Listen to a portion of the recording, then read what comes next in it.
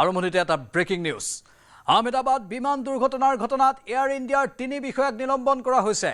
সুৰক্ষা ব্যৱস্থাত সুৰুঙা ৰখাৰ বাবে নিলম্বন। আভ্যন্তৰীণ বিচাৰৰ সন্মুখীন হ'ব এই 3 নিলম্বিত বিষয়াই।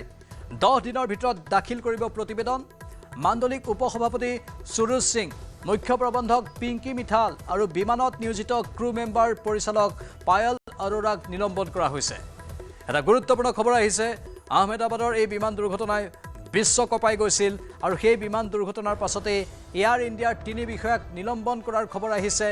সুৰক্ষা ব্যৱস্থাত সুৰুঙা ৰখাৰ বাবে তেওঁলোকক নিলম্বন কৰা হৈছে। এতিয়া আভ্যন্তৰীণ বিচাৰৰ সন্মুখীন হ'ব এই 3 গৰাকী নিলম্বিত বিষয়া।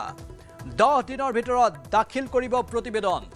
মাণ্ডলিক উপসভাপতি সুৰুজ সিং, মুখ্য প্ৰবন্ধক পিংকি মিঠাল আৰু বিমানত নিয়োজিত ক্ৰু মেম্বাৰ পৰিচালক পায়েল আৰোৰাক নিলম্বন কৰা হৈছে।